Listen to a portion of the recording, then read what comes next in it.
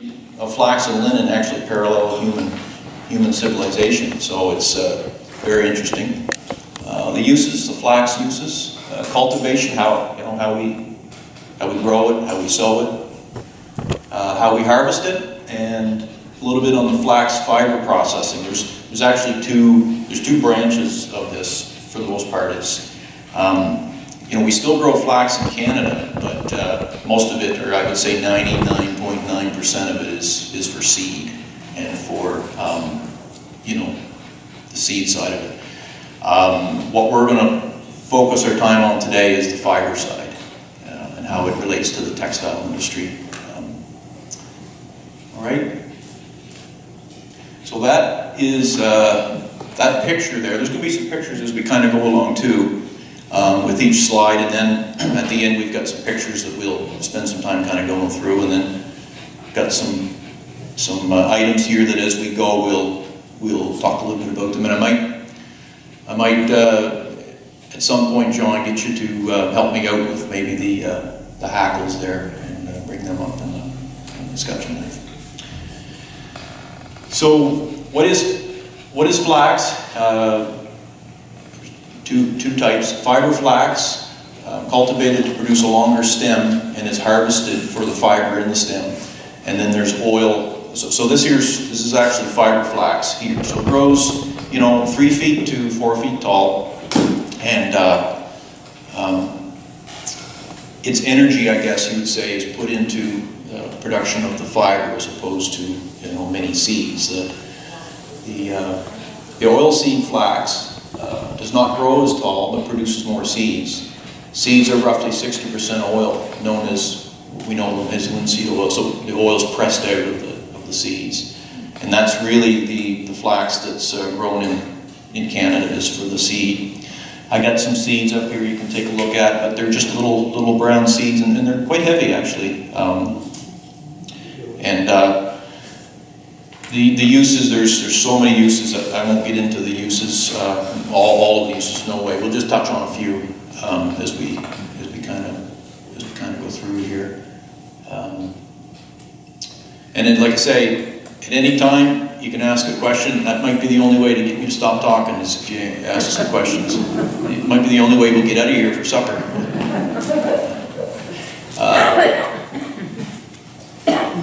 What is linen? So linen is the flax fiber from the stem of the flax plant spun into thread or yarn. So I guess they delineate the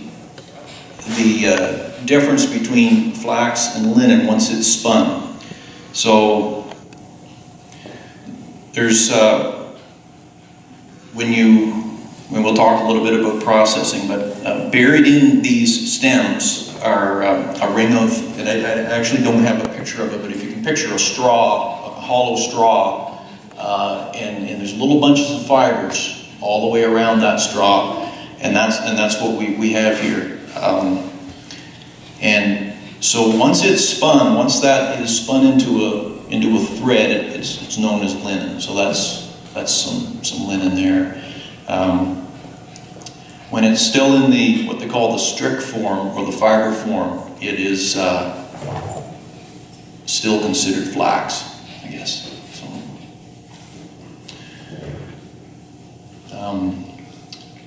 there's two types of flax fiber, and it's really in the processing of it. This is what we would call line linen. Now that's about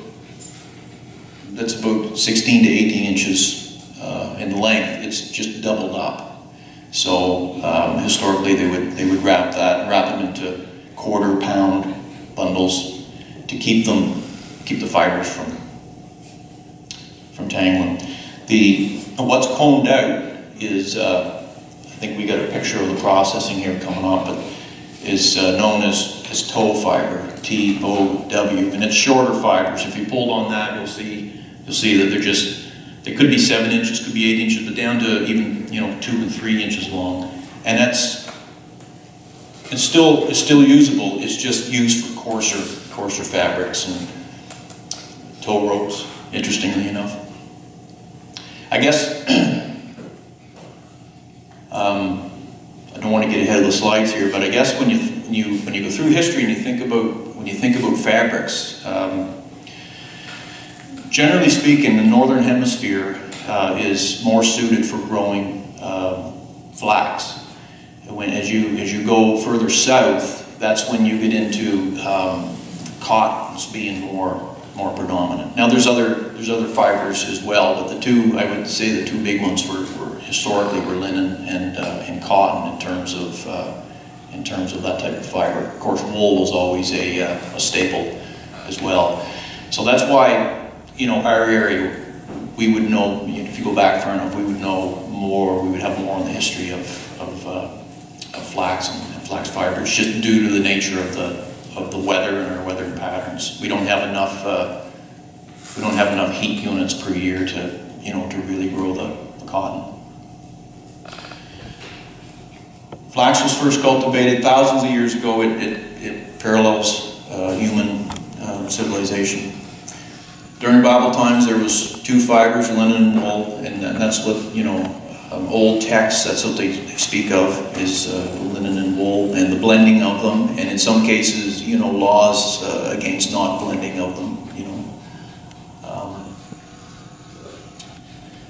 When Europeans first landed in North America, they were encouraged to plant a 1/4 acre of flax for each person in the household. Now that's,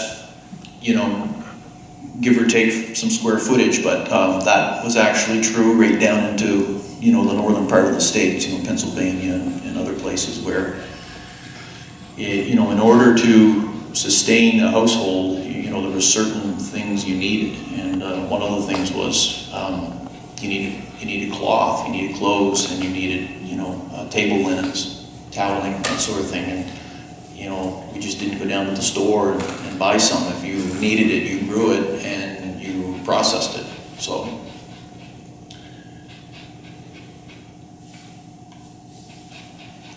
that picture there, maybe go back a slide there, Caleb. One more. Yeah. This picture here, while we're still on this, is actually a picture of my backyard.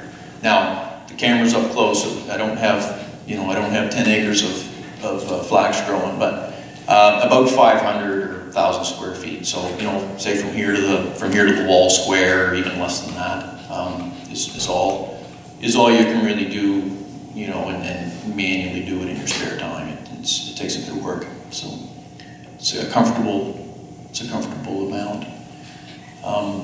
Skip ahead to the next one. Okay, move ahead again here. Yeah, so then the picture there is after it's been harvested and it's drying right there. The seeds are still on the end of the stems. Okay, move ahead. Some of the uses of flaxseed.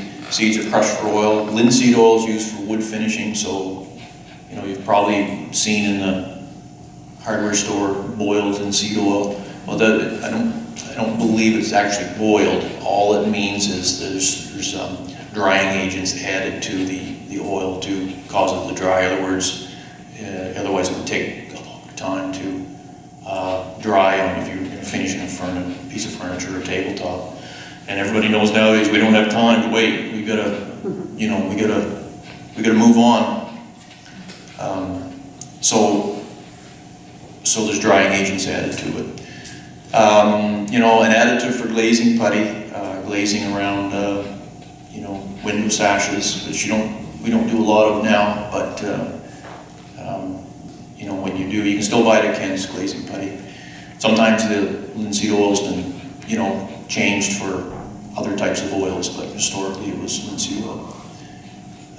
Also plumber's putty. Anybody ever use plumber's putty? It's kind of some talc and some oil mixed together. It's used for around drains and stuff, and the oil in that would have historically been linseed oil. And flooring, everybody remembers oilcloth flooring, complaining about it rolling up on the ends of the sides of the kitchen. And we never had oilcloth, but I remember all the stories. And actually, I think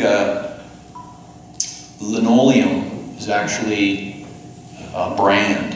It was a brand of flooring invented, developed like in the mid-1800s, and it's actually two Latin words put together linum, meaning flax, and oleum, meaning oil.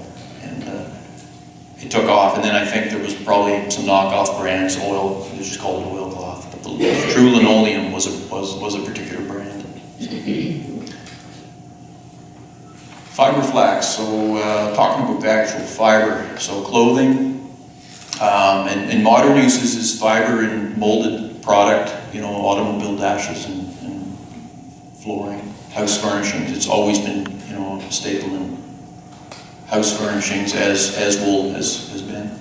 Towels and bed linens. Now, you know, when you think about the difference between wool and linen, there is some overlap there, but you certainly don't want to, you know, use wool to try to dry your hands, because it's not, you know, it's not absorbent. It's not gonna dry. But there are certain, and the same for bed linens. Certain pieces of clothing could be either linen or wool. Generally speaking, you know, the wool was on the outer garment, and the linen was the inner garment. When you go back in time, you think about, just think about ship being built,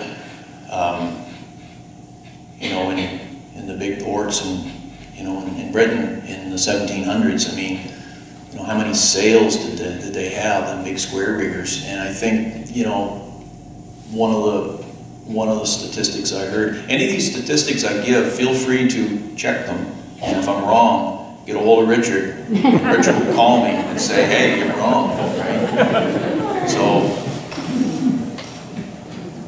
because I'm always willing to learn. Or if you happen to know the answer, if you're Googling it right now and you know the answer, just hey, I just Googled it, Troy, you're wrong, and tell me what, you know. But don't believe everything you see or you read on the internet either.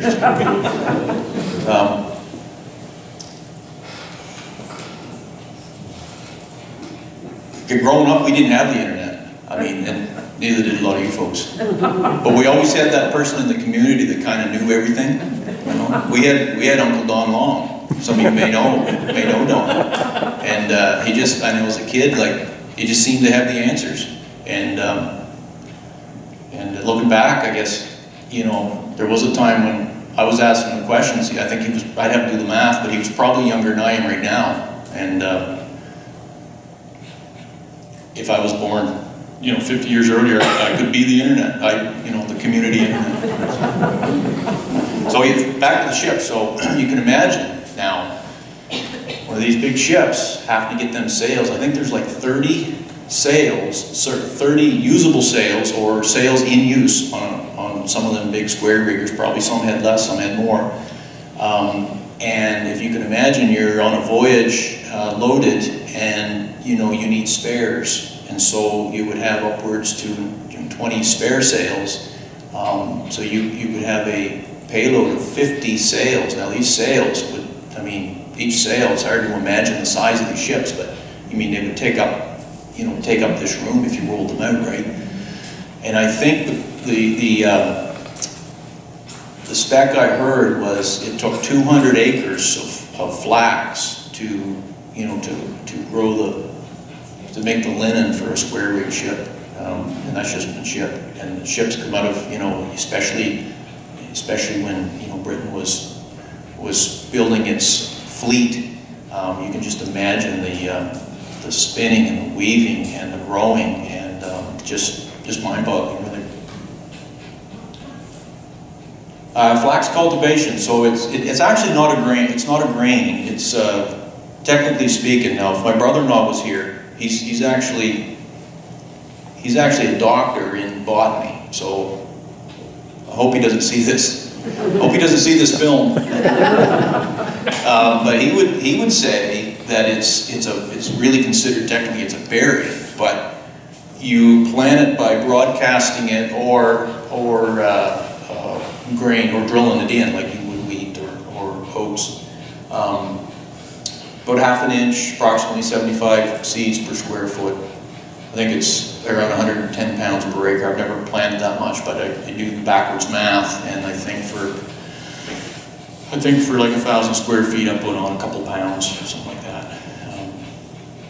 Now the mathematicians here will be doing the math already. They'll be saying, well, there's 42.5 1,000 square feet in an acre, and I'm already lost.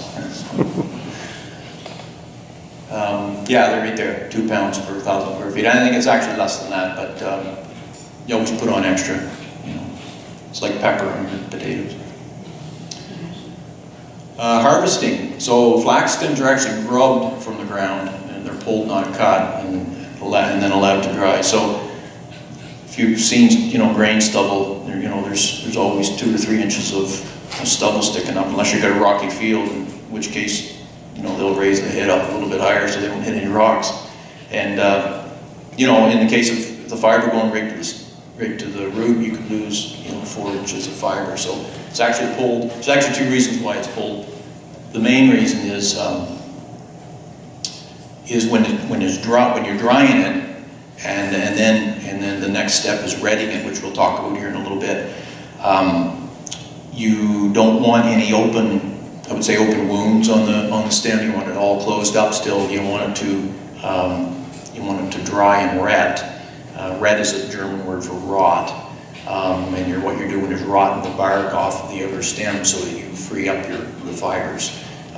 You eventually would rot the fibers as well, but they take longer to rot. So if you can get just that perfect time when the bark's rotted, but the fiber's not, that's when you get the best, what they call line linen, which are the long line linen fibers. So I guess quality-wise, you get the best quality when your planting depth is consistent, your soil properties are consistent, your harvesting times are consistent. Consistency is the key word to allow you to get the best and the most fiber from your crop. Now, the only place this is grown at any great scale right now is Europe, like Normandy, northern France, and Belgium, and some in China. But for the most part, that's it, and on an industrial scale. I think there's, let's say, 200,000 acres total in Europe, and they grow it for fiber, and it goes to the big linen mills, and so if you buy, you know, I would call them expensive. If you buy high-priced bed linens, true linen, more than likely it comes from one of them 2, you know, cultivation areas.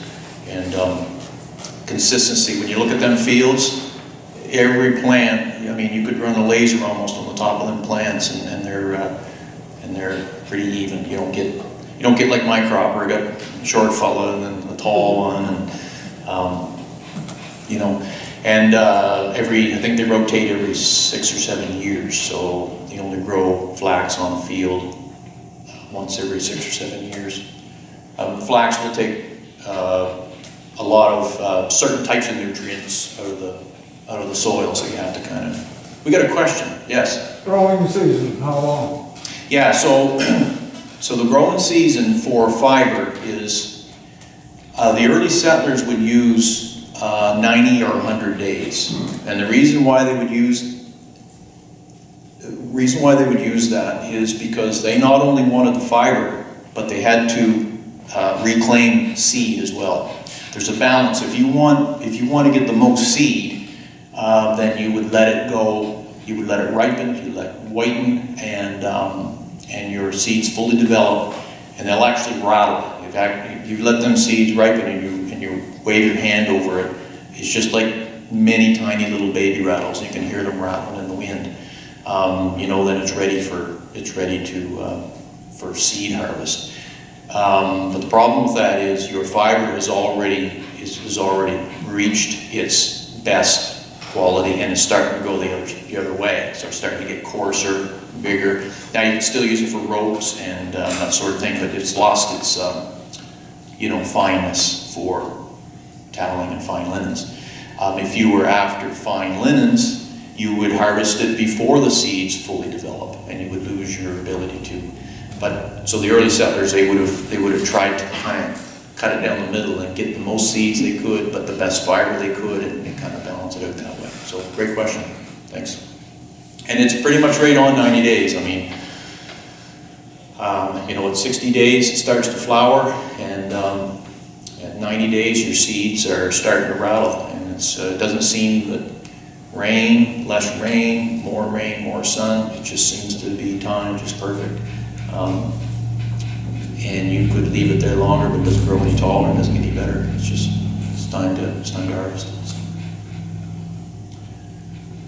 Flax stems are grubbed, yeah. So, you know, I'd like to have a video, but I wasn't able to bring it, but a video of the flax grubbers in Europe. And I mean, these things move along at about 20 kilometers an hour and are grubbing, you know, 8 foot wide swaths of this, you know, because when it ripens, you gotta grub it, and so they don't waste time. And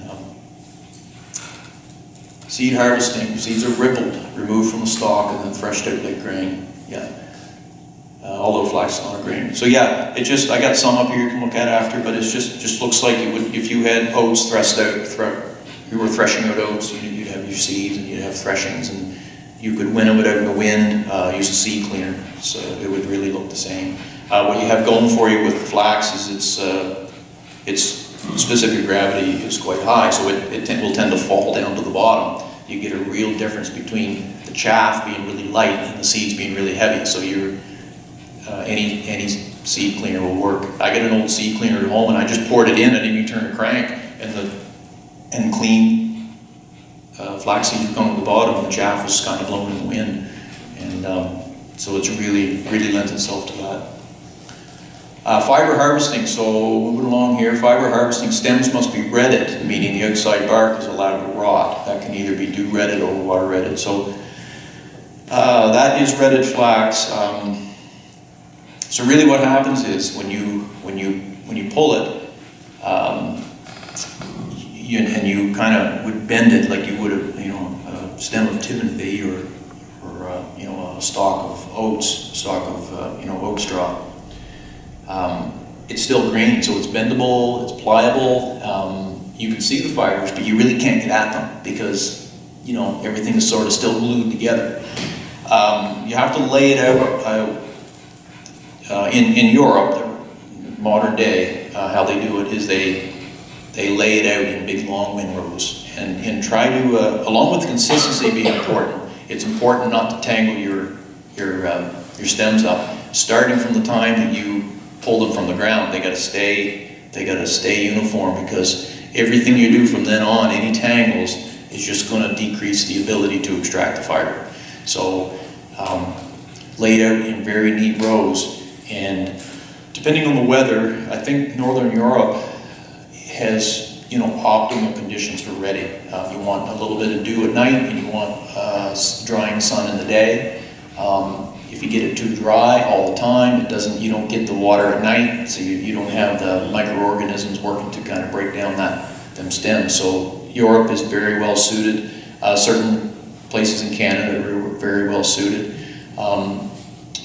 Ireland, not so much. I mean, when you think of Irish linen, historically, I think they water red it, and so we'll redding, do wet red it or water redding. So, so if you look at the strips here, the darker ones, the silver-colored ones, would be dew redded. They've got like a silvery color. The lighter ones on the other side would be water redded. And water redding is just putting in a big water tank for 3 or 4 days, and you put the stems in the big water tank 3 or 4 days, and they'll go from green to like a blonde color. And you got to keep testing, because in 3 or 4 days you could go from just rotting the bark off to rotting the fiber. So they used to do it in rivers, lakes. Sometimes they would make artificial ponds and do it, but it does leave an awful stench. You know, it's like a rotting smell. And a lot of the towns where they used to do it, people would complain of the stench. Kind of like living in an industrial town where you complain about the smokestacks, but yet you get in your vehicle and go to work the next day to the same spot. So it's hard to complain. So, but yeah, it had that stench to it. And you don't get that with dew redding. but you get the silvery color as well. So if you want a lighter color, then you would water red. On a small scale, it's not really, doesn't hurt the environment, but on a large scale, you can imagine, you know, so they have to have water treatment plants and that sort of thing. Fiber processing stems are broken on a flax break. This can take several forms. So everything from a rock and a stump to breaking them with your hands to what you would see if you went to, you know, any of the museums that are still have a flax display as a flax break, and there's 3 boards on the bottom and 2 on the top, and the handle just hinges. I'll just kind of show you how it works.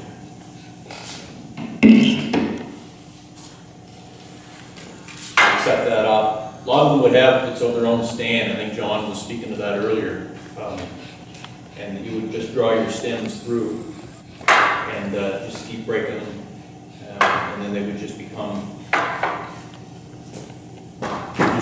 limp. Like they'd go from that to this with a whole bunch of chaff in it. So you would grab some of them stems and you would lay them on that break and just keep breaking, and then turn it around, lay them on and break, and then you would have a bunch of chaff, and that's at that point they would. At that point, they would use what they call a scutching knife, and this is one that I made. I actually don't use it much because I skipped that step. I guess scutching, it does add to the fiber. It shines it. But it's hard work. So, as if the rest of it isn't. That's even harder. Now, John has an original scutching knife here. Just want to maybe put that up, and don't make him mad. Well, he's got that knife. Yeah, so this is the museum's, and that's an original scutching knife, and it's not warped. It's actually made for a right-handed person, and you can kind of see how it's kind of flat on that side. And the reason is they would use a scutching board. So, scutching board, they would lay the fiber over top of the scutching board. So there'd be a long board down to the ground, and they'd lay that over in a little V notch at the top, and you would basically beat that fiber and push out the chive or the chaff, and that helps break up the little fiber bundles, and it adds a kind of a shine to it as well. And so it's a step that it's important. Mechanized plants would have big scutching wheels that would just picture like a fan, a bedroom fan or something, and you would lay that in against the fan, and you would kind of beat that fiber and then pull away all of the dust and chaff.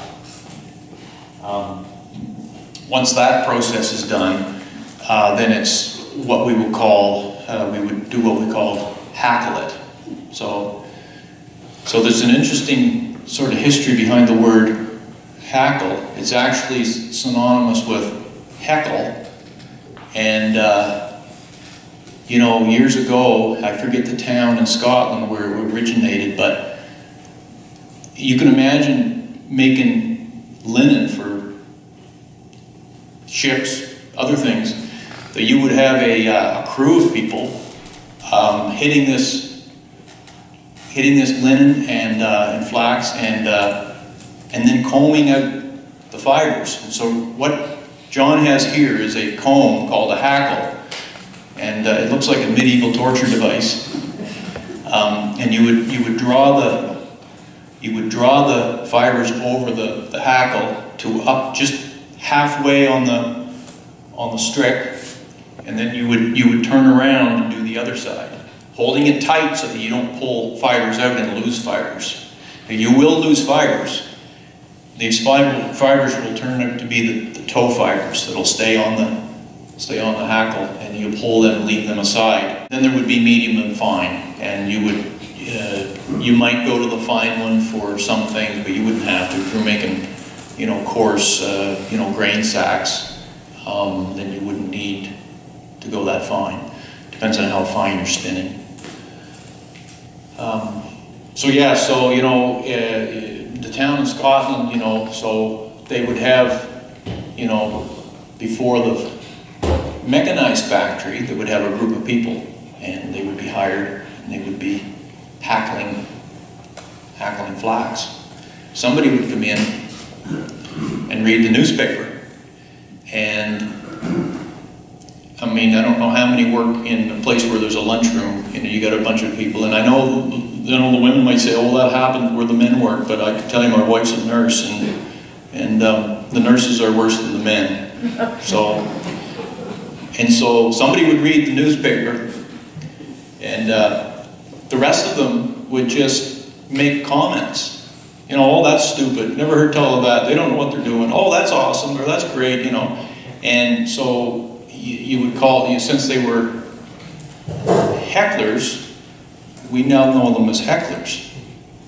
And I'm glad to say there's no hecklers here, although when I seen some of the characters come in, I was thinking that, I don't know why I automatically looked at John Musgrove when I thought about that, you know. So anyway, whether that story is completely true, partially true, no doubt it's partially true, as most stories like that are. There's a flax break there. I guess we're into the pictures now, aren't we? Yeah, okay. So there's a flax break. That's actually at Ross Farm in Nova Scotia.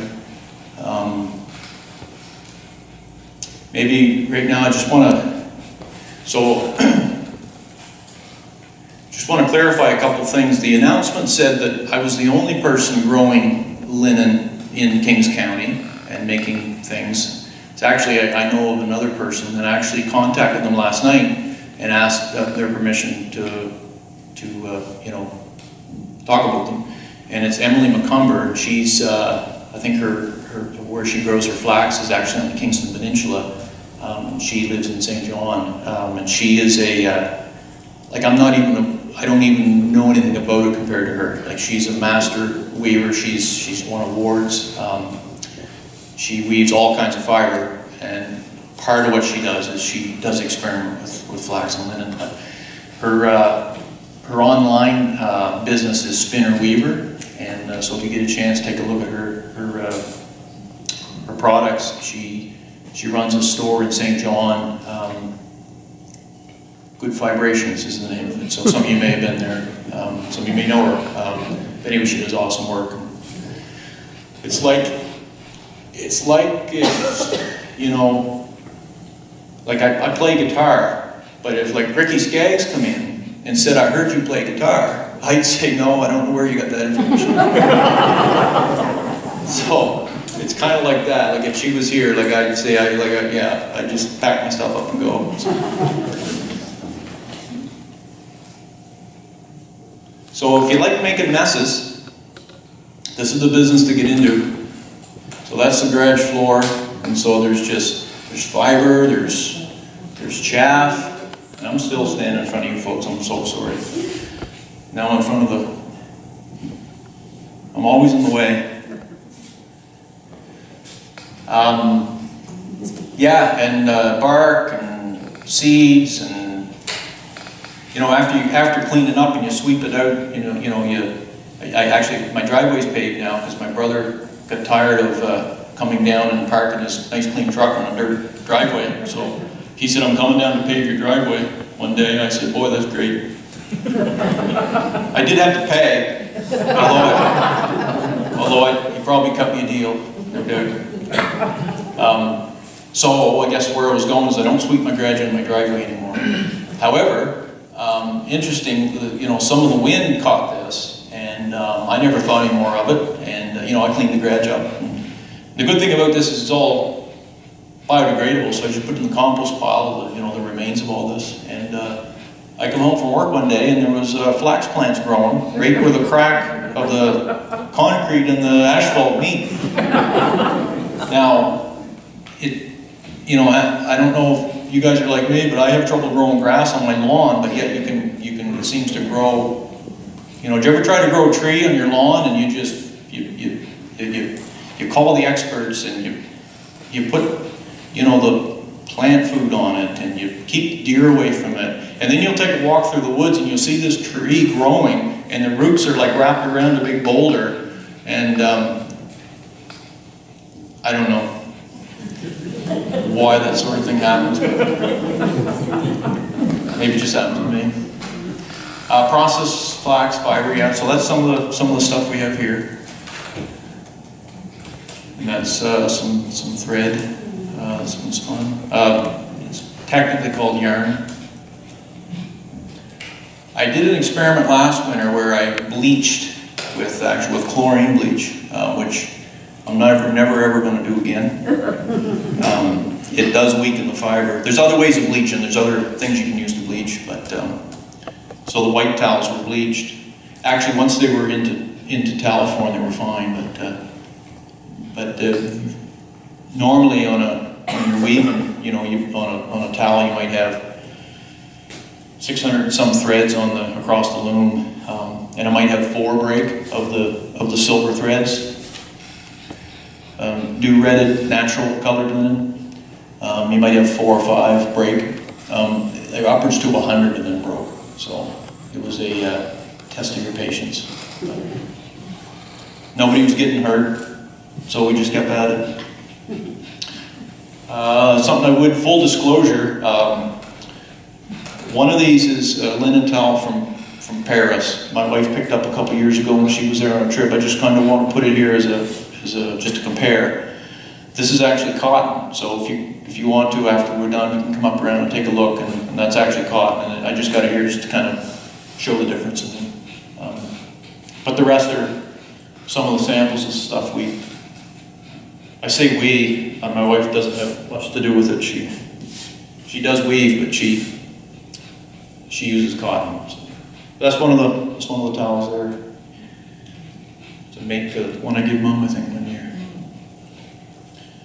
And some of the first ones I didn't even bother putting any accents or anything in it. That's just natural. You can actually see there's a brown stripe in there. That flax is actually grew in Norton, different ground, and so ground, weather, sun, rain, all has an effect on the color you get, right? And this is dyed blue cloth.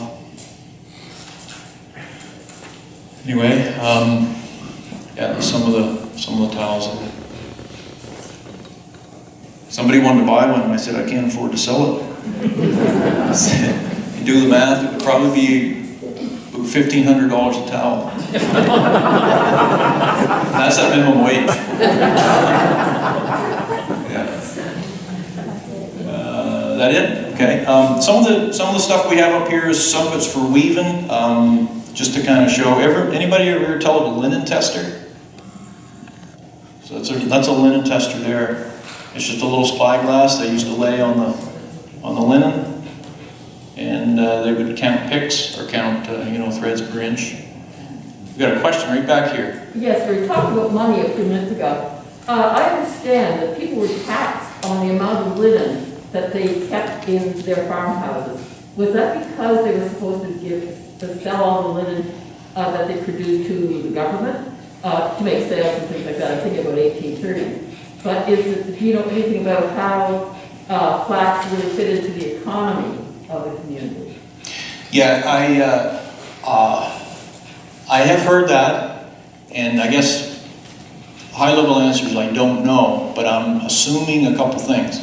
The value of that linen, just as we talked about how much work goes into it, would probably outvalue, the wood used to make your home and your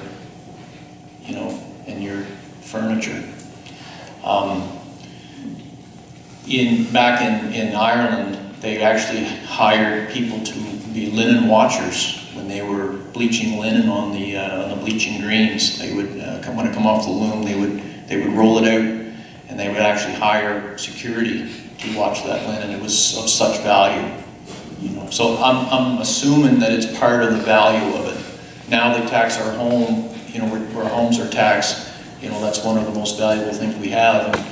And, making a couple of assumptions there. Might be something we could look into. Where's my researcher? Oh, he's behind the camera right there. Yes? Using Flax for sales 150 years ago was a big business of building ships, sailing ships around the Bay of Fundy. Did they grow the Flax for that locally, or is it imported? An awful lot of Flax. Yeah, more than likely imported, more than likely. I think, not to beat up on Britain, but Britain had an economy they needed to protect. And so I think, you know, don't want to get into the history of North America, but I think, you know, one of the sticking points with, you know, the colonies in the States was, you know, a lot of their products they had to buy from Britain. And so I would assume most of it was imported on that scale. And that was probably when the shift started, where we grew less on our allotments here. That was when we were, you know, I would say sustenance farmers as opposed to more industrial farmers. And not sure when that change happened, but it certainly happened before a lot of the places that we know were settled. You know, like I don't imagine linen was grown on Snyder Mountain, as an example. You know, I grew up there, but because I would imagine the shift predated the further expansion of the colonies. So probably the late 1700s is when. Now I think kind of into that, the Acadians, interestingly, they held on to it longer than the you know, than the Scotch-Irish. They held on to the tradition. One of the reasons I think they held on to the tradition of growing their own linen is sort of their way of just saying, their way of getting back at Britain, I guess, would be one way of putting it, right?